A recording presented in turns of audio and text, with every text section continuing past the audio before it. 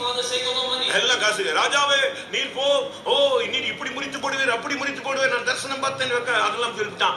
ராஜா பார்த்தான், இதெல்லாம் போயிட்டு கிருஷ்ண மாதிரிலாம் தெரியுது, எல்லாம் ப்ளீஸ் பண்றானுங்களே, எல்லாருமே டிஃப்ரெண்டான ஆளா இருக்கான். எப்பா இன்னும் உண்மையான கர்த்தருடைய வார்த்தை உள்ள எவனா இருக்கானா அவனை கூட்டுவானா. அப்பதான் எலிசா வந்து நிற்கிறான்.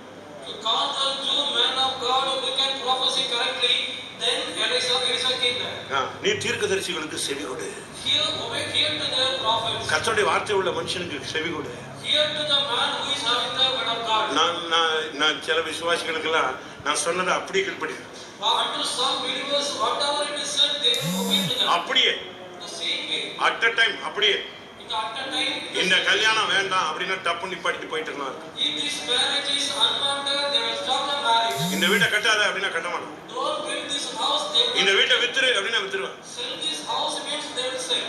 ஒரு நாள் ஒரு நான் உங்களுக்கு சொல்லியிருப்பேன்னு நினைக்கிறேன். I would have said to you. அவங்க கூட பிறந்த அண்ணனுக்கு தம்பி அவர் பிசினஸ்ல தான் கூட இருக்கனால ஒரு வீட்டை கட்டி கொடுக்குறாரு. Also go brother, as he was in the house, he built the house for him. இவர் வீட்டுக்கு ஒரு 4 பிளாட் தள்ளி. After 4 plots of his house. கல் வாங்கியாச்சு, மரம் வாங்கியாச்சு, எல்லாம் ரெடி. அது என்ன தச்சு செய்வாங்களா என்ன சொல்லுவாங்க அந்த ஸ்டார்டிங் அது செய்யறதுக்கெல்லாம் எல்லாம் ரெடி. இப்ப நான் போய் ஜெபிச்சா good start. Everything sir made ready. If I go pray, the house will be started. எனக்கு ஃபோன் பண்றாரு. They rang up to me. Pastor நான் வரேன் உங்களை கூட்டு போறேன்.